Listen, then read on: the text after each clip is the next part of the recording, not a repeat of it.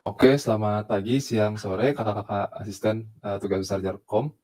Kami dari kelompok 5, ONO, akan menjelaskan mengenai program yang kami buat. Pertama-tama, untuk memastikan bahwa ini merupakan program komitan terakhir, kami jalankan dulu perintah git log. Dapat lihat di sini, terakhir 25 November. Selanjutnya akan dijalankan perintah git status. Dapat lihat bahwa tidak ada modifikasi kode di file utama manapun.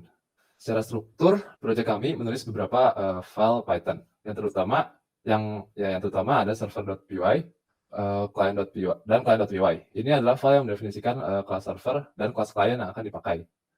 Kemudian untuk utilitas ada juga constant.py untuk konfigurasi program. Enum untuk mendaftarkan enumerasi yang digunakan. File.py dan juga file segment.py yang akan menghandle segala hal yang berkaitan dengan file. Util untuk mendaftarkan utilitas lain yang akan digunakan dalam program. Server sh.sh dan juga client.sh yang merupakan file yang akan membantu kita untuk menjalankan program ini. Oke, sebelum mulai, mari kita coba lihat dulu file.py dan file segment.py. Dalam file.py, secara garis besar, file.py akan menerima input sebuah directory file yang kemudian akan dibaca secara RB atau read binary. Yang datanya kemudian disimpan di variable self.fileBinary dan kemudian akan dipanggil method construct segment untuk mengsegmentasi file yang dibaca menjadi beberapa file segmen yang kemudian akan disimpan dalam variable self file segment. Nah, segmen yang dibuat adalah instansi dari kelas file segment. Dalam file segment.py, untuk membuat instansi dari file segment ada dua cara. Pertama dengan memberikan data hasil unpack, atau satu lagi dengan mendefinisikan 3 quarks berupa seg, flag, dan juga data. Saat pembuatan packet dengan mendefinisikan 3 quarks, akan dilakukan perhitungan checksum terlebih dahulu dengan rumus yang tertera pada bagian kode ini. Di sini kami menghitung checksum dari variabel packet yang berisi data dari setiap segmen yang diberikan. Dan panjang binary dari packet yang dihitung haruslah kelipatan 2. Dan apabila tidak, akan di-append sebuah bit 0. Kami juga menggunakan modul array bawaan Python yang membuat array dengan tipe elemen yang tetap, sehingga memudahkan kami dalam menghitung jumlah data 16 bit dari data daripada menggunakan sebuah loop. Kemudian hasil dari penjumlahan di right shift sebanyak 16 kali dan ditambahkan dengan hasil dari penjumlahan pula yang dilakukan AND operator dengan 0xFFFF atau 1111 sebanyak 4 kali. Hasil tersebut kemudian ditambahkan lagi dengan hasil kedua yang sudah di redshift sebanyak 16 kali lagi. Terakhir, dicari hasil yang sudah dikomplement dan dilakukan lagi AND operator dengan 0xFFFF dan dapatlah checksum yang diinginkan. Kemudian file segment ini juga memiliki beberapa getter dan setter seperti yang dapat dilihat. Dan beberapa metode untuk melakukan pengecekan flag. Dan dua metode utama yaitu pack untuk mempack atau marshalling file segment tersebut sebelum dikirimkan ke device lain. Dan juga metode unpack untuk mengkonversi data yang diterima menjadi instansi file segment lagi, unmarshalling. Kemudian ada tinggal tambahan metode yaitu log untuk memberikan log terhadap file segment tertentu. Metode fail untuk mengkonstruk file segment yang menyatakan bahwa file segment yang diterima corrupt atau gagal diterima dengan baik. Lalu ada juga metode success yang membuat file segment baru yang menyatakan bahwa file segment yang berhasil diterima dengan baik. Oke, selanjutnya langsung saja kita mencoba menggunakan program ini. Di sini berkasnya sudah kami unduh. Salah satunya yaitu virate.gba. Sebelumnya kita cek terlebih dahulu hash md5 dari berkas original ini dengan menggunakan perintah sebagai berikut. Oke, di sini kita jalankan dulu perintah untuk melakukan hash md5. Oke. Selanjutnya akan dilanjutkan oleh teman saya. Oke, sebelum kita melakukan run, kita jalani yang command ini dulu. Line ini merupakan line traffic control untuk localhost yang dikombinasikan dengan Ngecom atau Network Emulator. Spesifikasinya sendiri adalah akan diberikan delay sebesar 100 kurang lebih 50 milisecond. Pre-order paket sebanyak 8%, yaitu 8 dari 10 paket akan diacak urutannya, diadakan data corruption sebesar 5%, yang akan merusak isi paket secara sengaja, duplikasi paket sebanyak 2% dan korelasi 5% terhadap rekan lain, serta paket loss sebesar 5%. Oke, kita jalankan. Oke, berikutnya kita akan menjalankan server .sa dan klien .sa. Di sini kita sudah siapkan 3 terminal. Terminal paling kiri itu untuk menjalankan server, terminal kanan itu untuk menjalankan klien pertama yang akan di-host di port 3000 dan ekspornya adalah output.gba. Yang ketiga adalah klien kedua yang akan jalan di port 3001 dan ekspornya adalah output 2.gba. Oke, sebelum kita ngerang server ini untuk kebukaan demo, kita mengubah server timeout-nya sebesar 10 detik supaya ada waktu untuk menjelaskan, dan di server Python, server .py kita melakukan perubahan dalam menambahkan time.sleep 300 untuk melihat proses keyword handshake-nya sebelum terminalnya di-spam gara-gara nge-send file. Jadi kita jalanin dulu server .sa-nya di paling kiri dan kita mengaktifkan parallel processing-nya dulu, lalu kita akan menyalakan klien pertama dan klien kedua. Dapat dilihat di sini bahwa server akan listen, yes, server akan melisten 2 klien tersebut, dan ketika server mencek null, dia akan melakukan initiate keyword handshake di sini. Dapat dilihat bahwa pertama kali server akan initiate keyword handshake dengan klien pertama, lalu klien akan menerima paket yang berupa SYN dari server, kemudian klien akan mengirimkan SYN ACK kepada server yang menganggarkan klien sudah menerima keyword handshake request-nya, kemudian server akan mengembalikan paket ACK yang menganggarkan bahwa server sudah mengkonfirmasi bahwa klien mengkonfirmasi penerimaan paket SYN. Kita stop dulu terminalnya, kita lihat keyword handshake-nya lebih detail di kode yang ada di server dan klien. Di server.py ada do keyword handshake, dan di client.py mungkin bisa ditaruh di sebelahnya ada method handle keyword handshake. Nah, pada awalnya server akan menginitiate keyword handshake dengan mengirimkan THS request atau itu adalah file segment yang flag SYN yang kemudian akan diterima klien. Tapi apabila terjadi loss paket, klien akan mengirimkan THS request.file, itu yang klien akan kirimkan. .file itu adalah method yang akan mengubah file segmen yang diterima menjadi file segmen dengan sequence yang sama namun dengan flag yang bukan ACK atau flagnya bisa none. Yaitu menganggarkan bahwa paketnya corrupt atau tidak sampai, maka server akan, apabila klien bukan mengirimkan SYN ACK, maka server akan mengirimkan paket SYN lagi. Namun apabila semuanya lancar, server akan mengirimkan SYN, klien akan mengirim SYN, kemudian mengirimkan SYN ACK, kemudian server akan mengembalikan ACK, dan keyword handshake bisa dilakukan. Lalu apabila time.sleep-nya sudah selesai, maka akan dilanjutkan dengan mengirimkan file kepada klien. Karena paralelismenya tidak dinyalakan, maka klien kedua belum dilakukan keyword handshake sampai klien ke-1 selesai menerima file. Mungkin berikutnya akan dilanjutkan oleh teman saya. Oke, untuk pengiriman filenya sendiri mungkin bisa pertama langsung ke code-nya aja. Nah, jadi untuk pengiriman filenya sendiri sebenarnya pertama kita akan pakai algoritma Go Backend untuk pengirimannya. Jadi di sini server itu pertama kali akan mengambil dulu semua segmen yang ada di file yang telah dikonversi tadi. Kemudian dia juga akan mengambil segmen code-nya. Server juga akan menetapkan beberapa pointer begitu untuk melakukan iterasi pada array-nya. Itu pertama misalnya sequence base itu mulai dari 0 karena itu menandakan bahwa kita mulai dari paling awal dari segmennya. Kemudian ada juga sequence max itu merupakan isinya karena kita akan ngeset current window-nya itu dari sequence base sampai ke sequence max. Jadi untuk sequence base sendiri itu tidak terpakai, dan kemudian kita juga bakalan mencatat yang namanya send segment. Jadi send segment ini fungsinya adalah supaya server itu tahu bahwa kita itu telah mengirimkan segmen apa saja. Untuk Windows size sendiri, kami memilih ukuran yang cukup konstan dan cukup kecil, yaitu sebesar 3 segmen saja. Nah, asumsi kami bahwa segmen yang akan dikirim itu pasti lebih besar dari 3, sehingga akan memenuhi strict inequality dari pemilihan Windows, yaitu N harus kurang dari S, yaitu besar Windows harus kurang dari jumlah semua segmen yang ada, jumlah semua sequence yang ada, untuk menghindari terjadinya kebingungan yang mungkin dihadapi oleh server apabila terjadi kesalahan transmisi paket.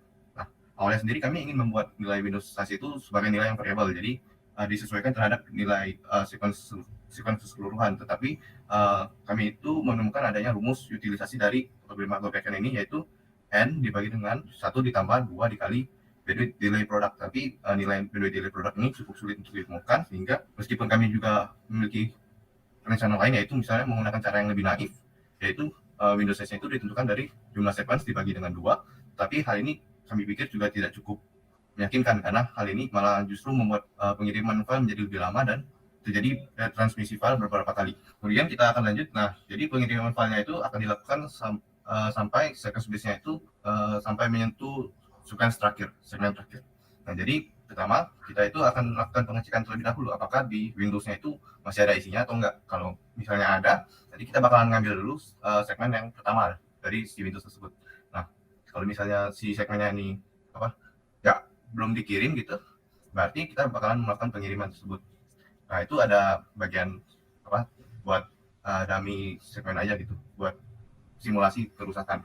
Nah, tapi yang normalnya adalah di bagian else. Nah, jadi di bagian itu kita bakalan melakukan pengiriman paket tersebut dan kita akan melakukan packing dari segmen yang ada dan akan kita kirimkan ke client port tersebut. Setelah itu kita bakalan nambahin si segmen ini ke tempat yang akan kita catat sebagai segmen yang telah terkirim. Nah, setelah itu nanti kita bakalan nge-pop si segmen tersebut biar kita tahu bahwa ternyata segmen ini sudah dikirim dan current window-nya itu bakalan berkurang satu elemen yang telah kita kirim. Nah, kalau misalnya enggak, nanti kita bakalan menerima paket, artinya kan berarti kita sudah ngirim semua Windows kita dan kita itu tinggal melakukan listening terhadap klien. Jadi kita itu akan menerima paket dari klien bahwa terutama kita itu akan menerima paket ACK.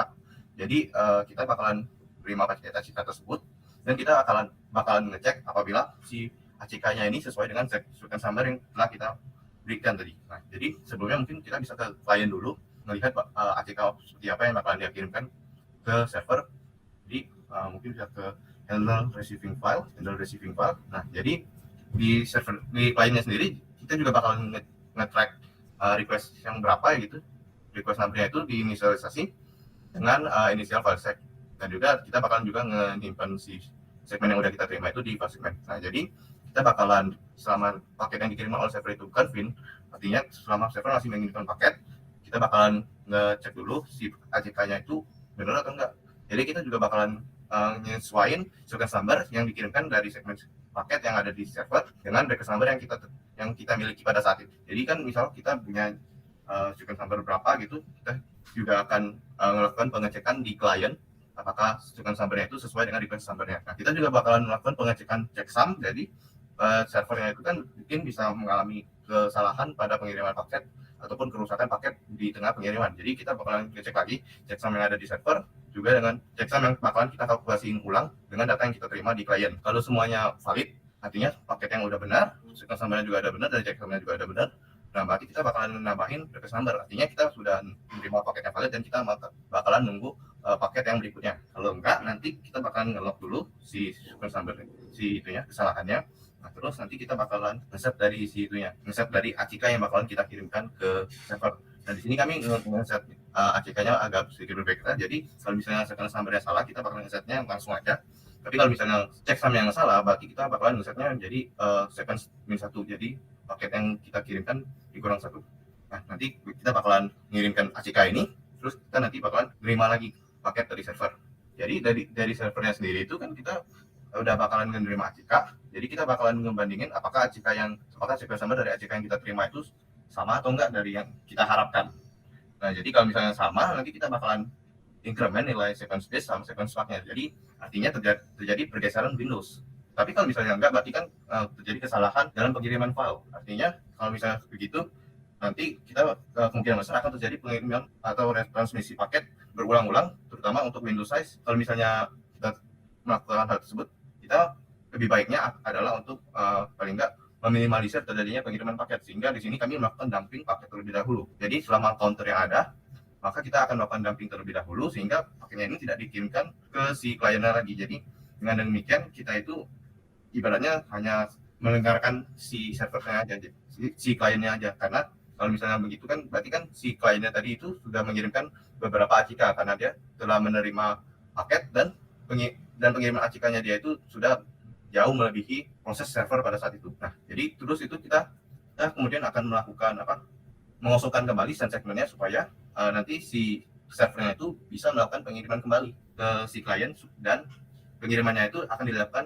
ulang dari segmen pertama yang ada pada current Windows. Current Windows-nya juga akan kita reset begitu sesuai dengan sequence base dan juga sequence swap yang ada. Nah, kalau misalnya juga terjadi timeout, yaitu misalnya si kliennya ternyata tidak memberikan ACK sama sekali pada timeout yang telah kita tentukan, berarti nanti si servernya juga akan mengulang pengiriman tersebut sesuai dengan sequence base dan juga sequence max yang telah ditentukan. Mungkin bisa langsung di run aja programnya. untuk melihat bagaimana proses pengiriman tersebut. Nah, jadi kalau misalnya kita lihat yang lama ini kan berarti kalau misalnya udah nerima ACK ternyata ACK-nya itu sesuai yang diharapkan oleh server dari si klien, berarti kita akan melakukan pergeseran Windows. Di klien juga kita lihat bahwa pengiriman ACK-nya itu juga telah sesuai. Jadi kalau misalnya tidak sesuai kan tadi kita lihat bahwa si klien juga akan melakukan logging. Jadi ini mungkin tidak terlalu terlihat prinsip kesalahannya, tetapi mungkin nanti bisa disimulasikan untuk kebutuhan bonus. Nah, jadi mungkin kita lanjut lagi ke bagian closing connection. Jadi ini bisa langsung ke servernya, ke finish transfer. Nah, jadi setelah server selesai mengirimkan paket-paket tersebut, server itu kemudian akan melakukan finish transfer, yaitu dia pertama akan mengirimkan paket fin dari server kemudian ke klien. Nah, fin ini artinya si server itu telah selesai mengirimkan file. Nah, nanti setelah dia selesai mengirimkan file, maka server akan menunggu ACK dari fin yang akan diberikan oleh klien. Nah, hal ini bisa dilihat di handle close connection pada klien. Jadi si klien itu dia akan menerima paket ACK tersebut. Nah, setelah dia menerima paket fin tersebut, dia akan melakukan pengiriman kembali ACK dari paket fin tersebut dengan memanggil fin.success. Jadi fin.success ini kemudian akan di-pack dan akan dikirimkan kembali kepada server. Dengan demikian nanti si server sudah tahu bahwa si klien itu telah meng-acknowledge si paket fin yang diberikan oleh server pertama kali. Nah, jadi kemudian si klien itu juga bisa mengirimkan paket fin ACK. Jadi ketika si klien juga ingin melakukan penutupan koneksi, maka si klien itu juga bisa mengirimkan kedua paket ini dan akan diberikan kepada server. Nah, nanti si server ini akan menunggu apakah ada fin ACK tersebut atau enggak. Jadi kalau misalnya dia sudah menerima paket tersebut, berarti nanti ternyata si server juga udah tahu bahwa si klien juga bakalan ingin menutup koneksi. Nah, nanti setelah itu si server itu juga bakalan meng-acknowledge paket fin ACK tadi dengan memberikan ACK juga kepada klien. Nah, jadi si klien karena dia sedang menunggu paket ACK dari si server terhadap paket fin ACK yang telah diberikannya tadi. Nah, ketika dia sudah menerima, berarti si klien itu sudah menutup koneksi yang ada. Dengan demikian nanti si klien dan juga si server juga sudah terputus koneksinya. Jadi, tapi si servernya ini tergantung. Kalau misalnya ada klien yang masih hidup gitu, yang masih dikirimkan ataupun yang dia masih menerima klien yang baru gitu. Nah, itu berarti dia belum selesai. Tetapi si kliennya dalam hal ini sudah ditutup. Nah, berikutnya kita bakalan melihat untuk bonus dan mungkin kita di sini bakalan melihat juga lebih jelas bagaimana pengiriman paket yang salah.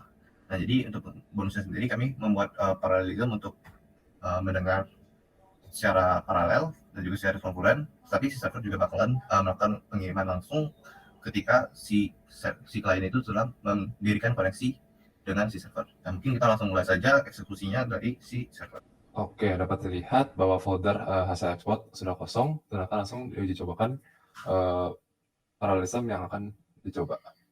Di sini kita jalankan dulu server dan klien-kliennya.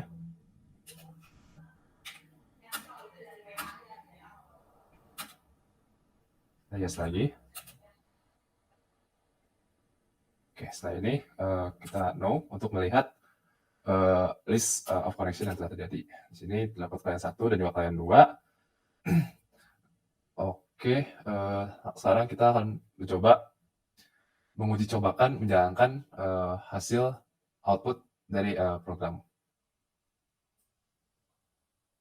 dengan cara menjalankannya pada emulator GBA.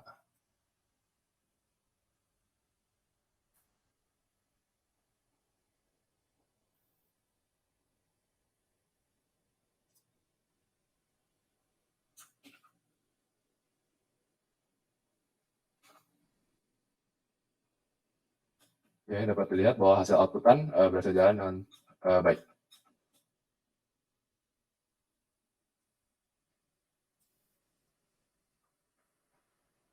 Oke, selanjutnya akan dicoba untuk mengecek hasil hash dari file. Oke, terakhir kita akan mengecek MD5 hash dari file yang ditulis oleh klien dengan cara yang sama, yaitu MD5 sum dari folder export. Dan juga hasilnya, hasil outputnya itu output.gba. Dapat lihat bahwa hasil hashnya sama dan aman, berarti pengiriman filenya yang dilakukan benar. Dan dapat dilihat bahwa kedua klien menerima file dengan baik. Jadi karena tadi yang kita bisa lihat ternyata dari pengiriman file binary untuk game tadi, ternyata tidak ada paket yang mungkin error ataupun hilang. Nah, jadi di sini kami ingin mensimulasikan kerusakan pada pengiriman paket. Jadi seperti yang tadi kita telah jelaskan tadi, di server kan ada pengiriman paket yang bercabang gitu. Jadi di sini kami melakukan penggantian flag. Jadi di 101 itu defaultnya sebenarnya adalah false, karena dia itu kita ibaratnya itu mengirimkan file secara benar. Tapi di sini kami sengaja mengeluarkan satu buah checksum begitu dari sebuah segmen, sehingga nanti di sini nanti pengirimannya akan mengalami error. Oke, ini kita langsung saja eksekusi server dan juga kliennya. Oke. Nah, jadi mungkin bisa dilihat di sini receive ACK untuk 100 bukan 101. Jadi di sini kita tahu bahwa ternyata terjadi kerusakan checksum seperti yang terlihat pada si klien. Receive checksum 65535 instead of 57843. Nah, jadi di sini kerusakan checksumnya itu jadi di segmen 101. Nah, karena dia terjadi kerusakan checksum, maka dia akan mengirimkan segmennya itu, segmen summernya itu akan dikurangi 1, yaitu dikirimkan ACK 100. Nah, sedangkan tadi kan kita tahu bahwa ternyata dia itu sudah mengirimkan paket dari si server. Nah, jadi di sini kita akan melakukan dumping paket terlebih dahulu, seperti yang bisa terlihat di situ, di dumping paket. Nah, setelah dia selesai melakukan dumping paket, nanti barulah si server itu akan mengirimkan kembali ulang paket yang rusak tadi, yaitu diulang dari paket dengan segmen number 101 begitu. Karena tadi kan yang kita tahu bahwa si klien itu telah mengirimkan ACK untuk beberapa paket berikutnya setelah paket yang rusak tadi. Jadi makanya kita harus melakukan dumping terlebih dahulu gitu, dan seterusnya sampai file itu bisa diterima dengan baik oleh si klien. Oke, sekian penjelasan dari kelompok kami mengenai Tubes 2 jaringan komputer ini. Terima kasih dan